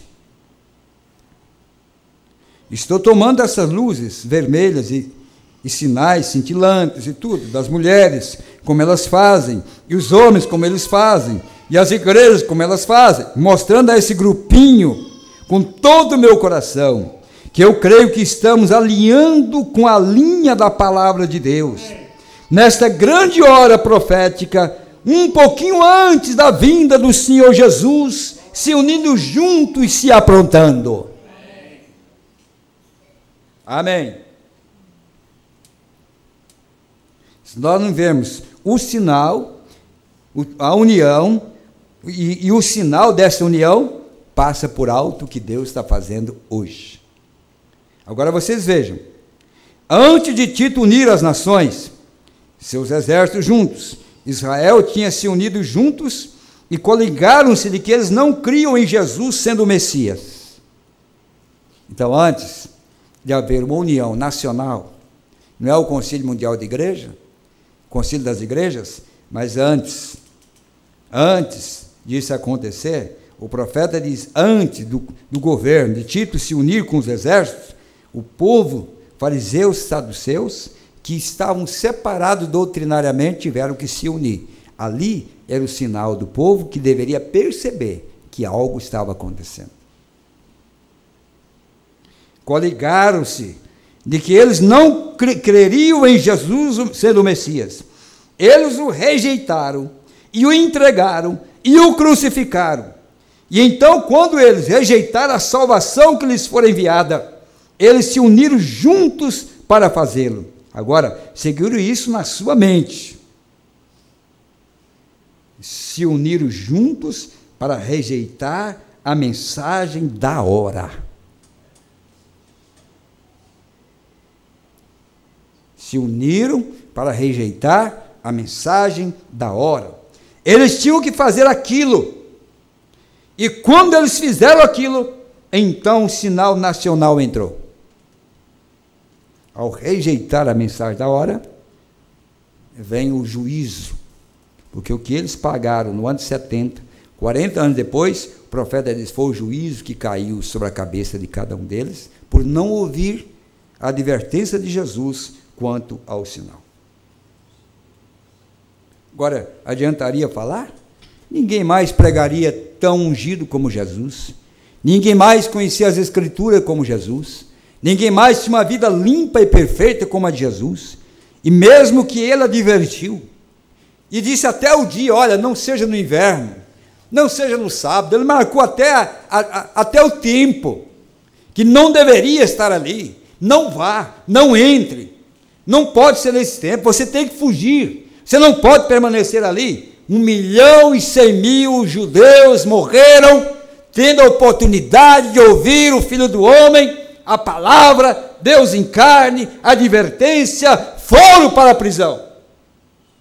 E milhares irão morrer por rejeitar a mensagem da hora, dizendo que isto é besteira, porque rejeitaram o sinal que Deus enviou para o nosso tempo.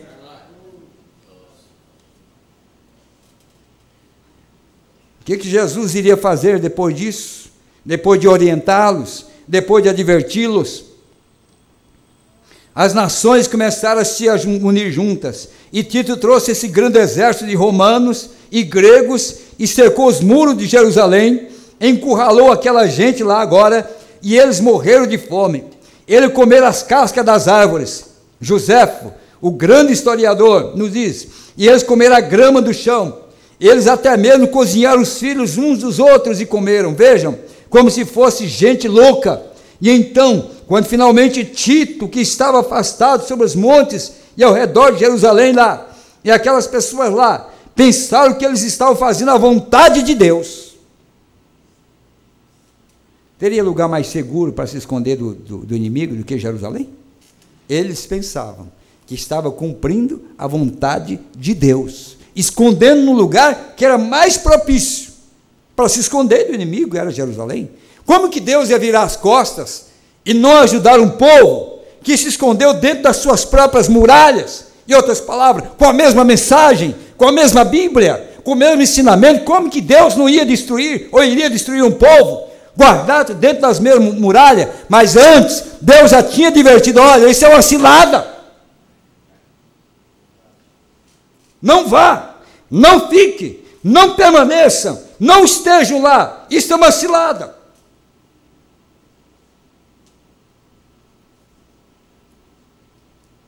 É sim.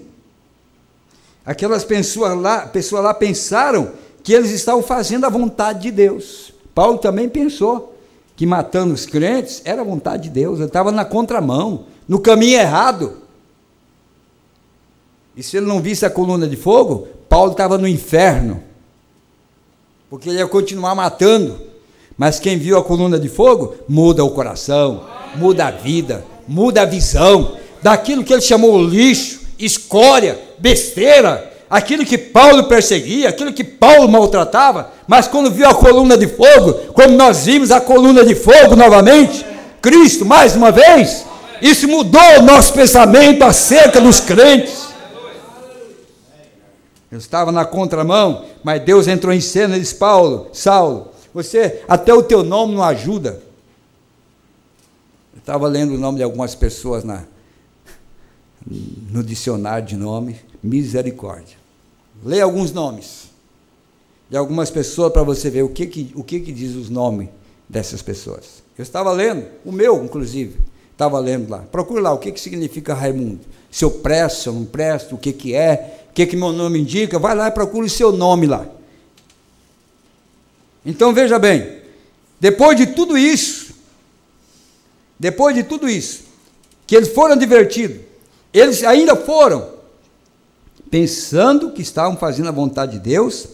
Eles viram esses exércitos marchando, eles se recusaram a ouvir o grande mestre, o Senhor Jesus, falar aquilo para eles. Com tudo isso, irmão, nós estamos aguardando. A marca da besta é uma profecia, vai se cumprir, já está, diz o profeta, e as pessoas acham que estão bem amparados onde estão. Por quê? Estamos na mensagem, estamos na Bíblia, como os pentecostais, como denominacionais, estamos na Bíblia, estamos, e o profeta disse, já estão amarrados e não sabem. Agora sabe o que o profeta disse? Não houve nenhum dos cristãos pego lá. Amém? Havia crentes, mas cristão não. Você não pode ser cristão sem o Espírito de Cristo. O profeta disse, não havia nenhum cristão pego lá. Pois eles viram o sinal. O profeta disse, eles viram o sinal e se mudaram.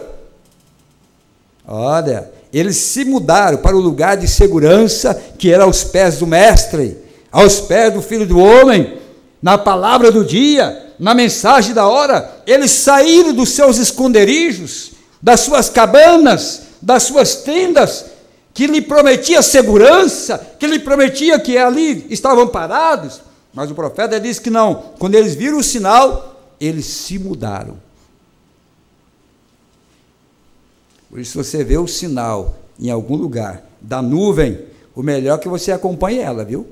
Porque aqueles de Israel que ficava fora da nuvem, não tinha comida, não tinha água, não tinha nada, porque a nuvem onde ela ia, e aqueles que olhavam para a nuvem seguia, ali havia água, havia sombra, havia comida, e sobretudo havia uma coluna de fogo, havia um profeta, havia vitória, havia alegria.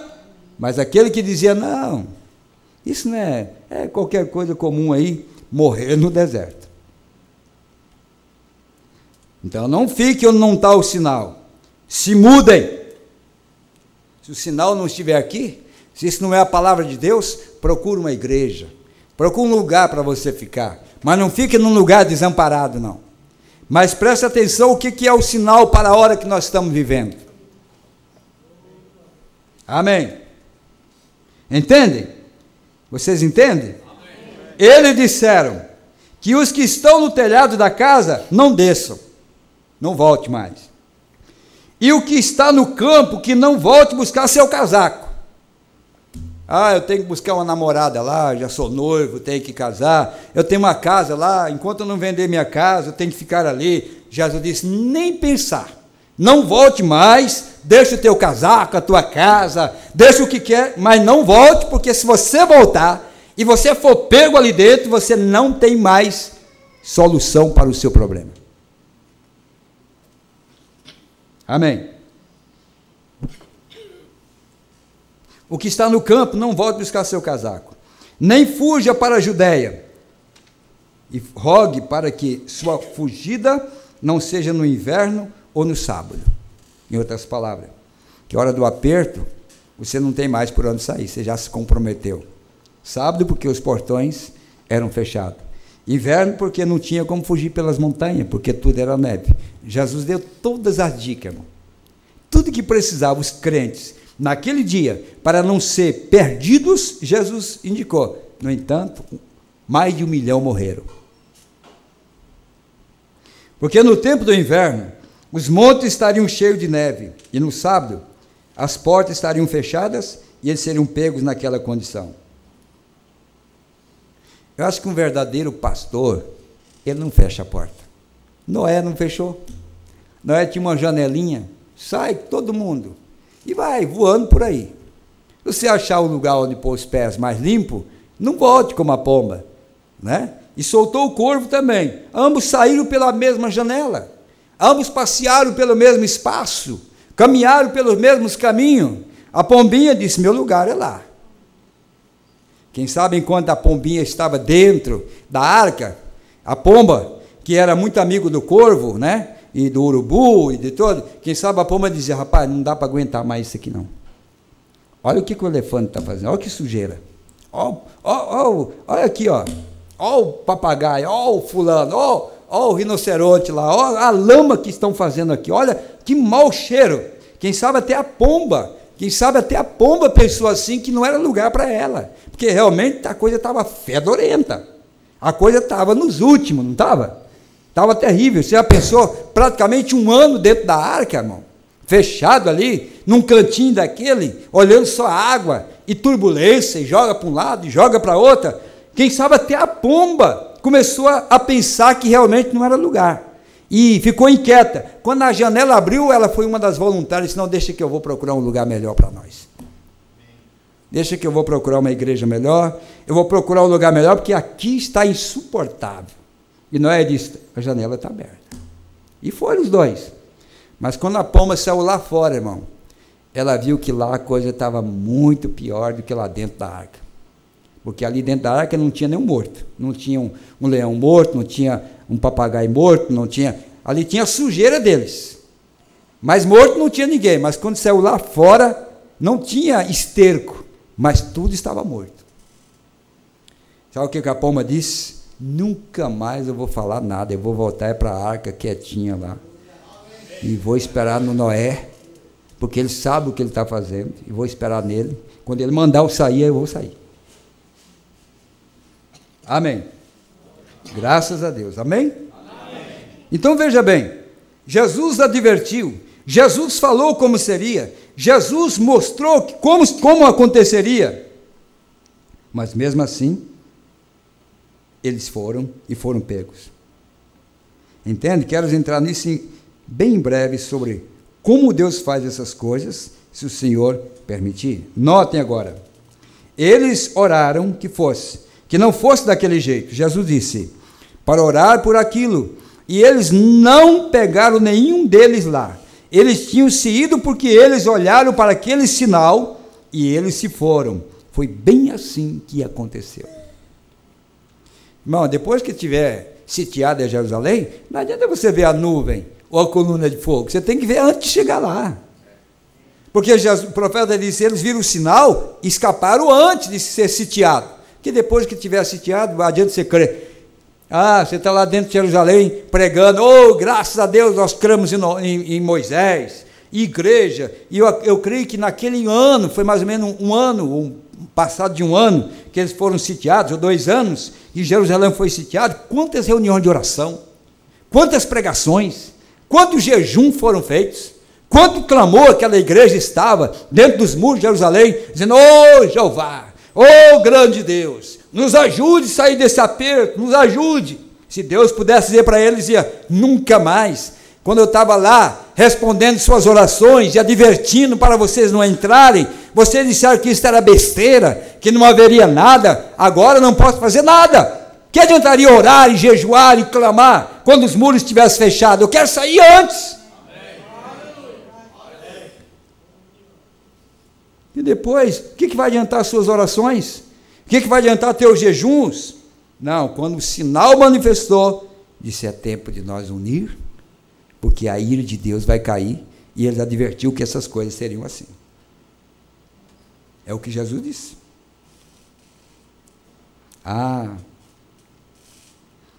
Como que as igrejas hoje deveriam ver o sinal do tempo que estamos vivendo? Fuja o mais rápido que você puder para o Calvário, para a vida, não em alguma igreja, mas a Jesus Cristo. Não, mas se Jesus não está aqui, como é que você vai correr para Ele? Você tem que ficar na igreja mesmo, você tem que ficar lá entre eles. Mas se Ele está aqui, o mesmo ontem, hoje e eternamente, o profeta diz, fuja! Ao ver o sinal do tempo que estamos vivendo, fuja o mais rápido que você puder para o Calvário, para a vida, não em alguma igreja, mas a Jesus Cristo. Una-se com Ele, e não com alguma organização, ou algum credo de igreja. Una-se com Cristo, e certifique que Ele é o mesmo. Amém? Você não pode simplesmente aceitar qualquer coisa, você tem que ter certeza que é Ele. Que hora de união! Agora descobrimos que eles rejeitaram o Messias, e então se uniram e delinearam para si uma liga, e fizeram um requerimento entre eles, de que qualquer pessoa que recebesse Jesus como um profeta, de que ele seria excomungado da igreja. O que nós estamos vendo hoje? Não é a mesma coisa? Tenta mostrar os sinais da vinda, da manifestação, da aparição, da revelação da palavra, da abertura da palavra, eles vão excomungar e proibir que vocês ouçam isto.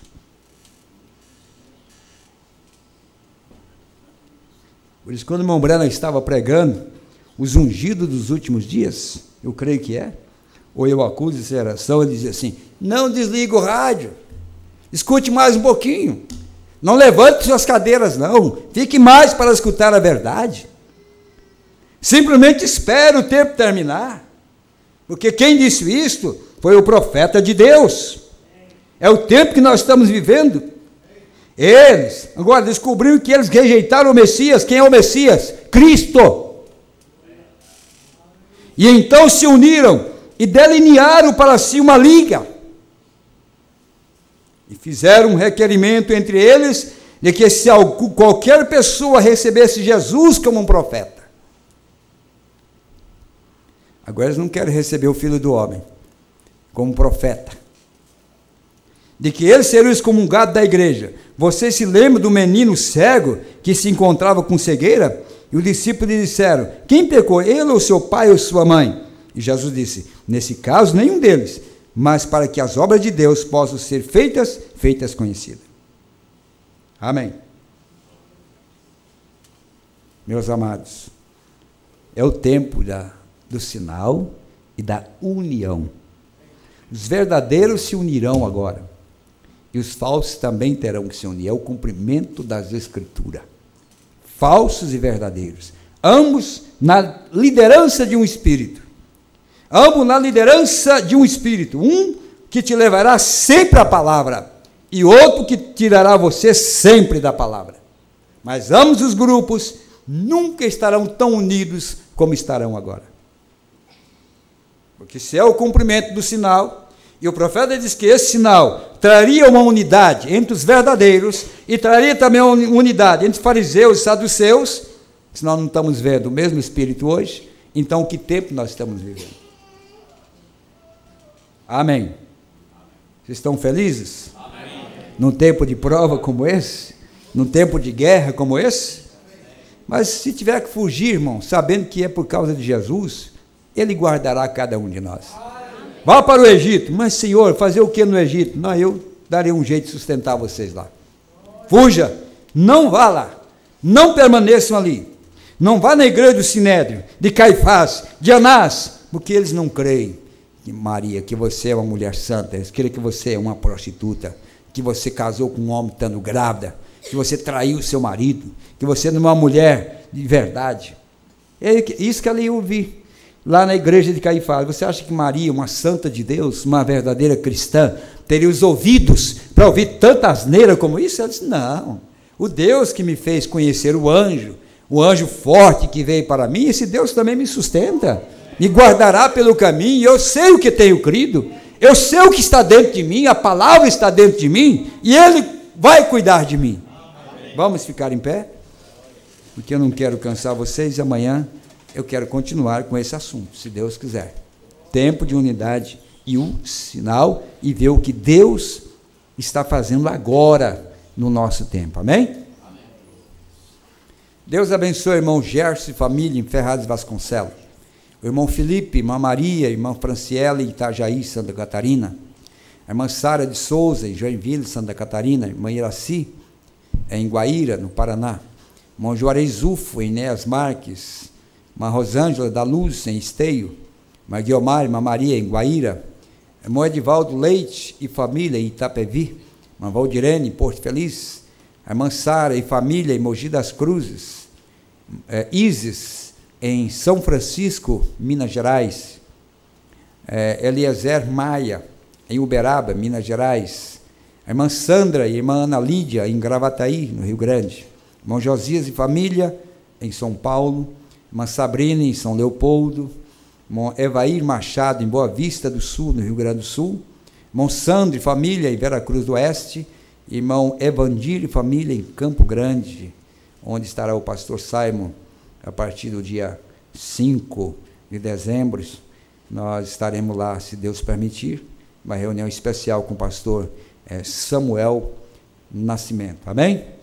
Amanhã, se Deus permitir, se estivermos vivos, Deus nos dê mais uma noite e mais um dia para vivermos, nós queremos estar aqui, mais uma vez, para adorar o Senhor e observar o sinal que Ele tem trazido aqui entre nós. A irmã Suzana, do Rio de Janeiro, pede oração pelo seu primo Fabiano, pela união de sua família. Pai Celestial, meu agradecimento a Ti. Eu sei que nós somos contados entre os poucos desprezados do Senhor, mas quem tem o Senhor tem tudo. Como diz aquele hino, quem tem Jesus tem tudo. Nós temos escolhido o caminho estreito, temos aceitado caminhar pelas Tuas mãos, temos aceitado ser excomungado do mundo religioso, porque os Teus braços têm nos chamado e tem sido o nosso sustento de todos os dias. Estamos cansados fisicamente, Pai, mas não desanimados. Estamos feridos, mas não mortos. Estamos contristados, mas não estamos, Pai. Não temos perdido, Senhor, a alegria de conquistar cada dia uma vitória diante de cada adversário. Por essa igreja, por esse povo que o Senhor me deu para pastorear, pelos meus amados que me ouvem através da internet, a quem devemos tanta afeição, Pai, e consideração.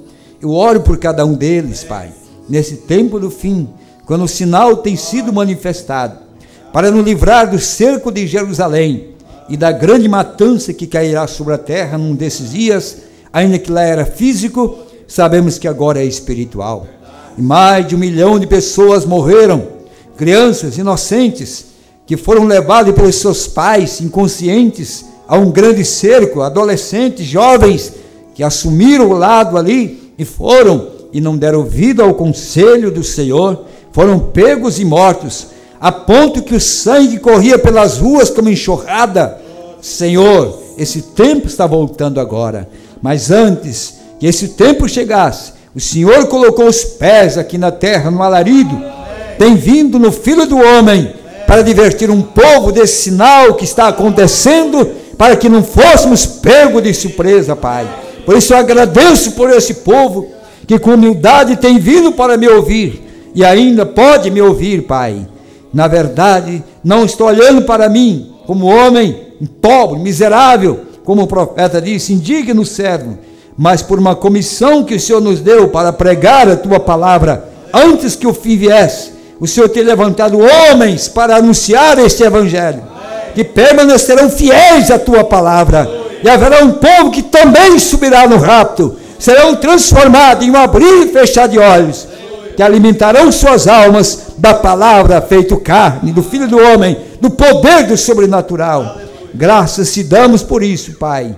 E agora, nesta noite, ao voltar aos nossos lares, o meu agradecimento pelas vitórias até aqui, e pela mão poderosa sobre mim, e pela Tua companhia, Pai. Sei que o Senhor nunca me desamparará, mas sempre estará conosco em todas as horas de nossas vidas. Que possamos ter um bom repouso, um bom descanso, e amanhã, Pai, o Teu povo voltando aqui dispostos para Te ouvir, pois pedimos agradecidos em nome de Jesus Cristo. Abençoe minha irmã, que pediu oração nesta noite, lá do Rio de Janeiro, Pai. Abençoe seu pedido, alcance graça diante de Teus olhos, e os demais que têm vindo até nós, solicitando ajuda espiritual, que o Senhor possa abençoar e ajudar, em nome de Jesus Cristo. Amém, Senhor. Amém. Deus vos abençoe. Um abraço fraternal. Até amanhã, se o Senhor assim nos permitir.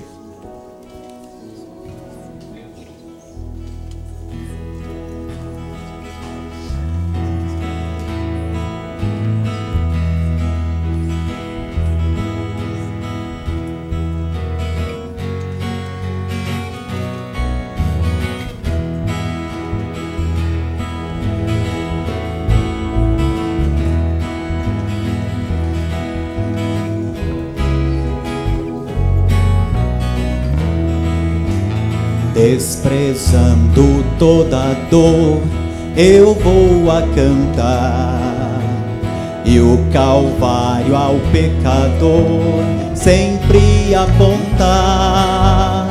flechas transpassaram-me, padeci grande dor. Mas Jesus, minha luz, fez-me vencedor.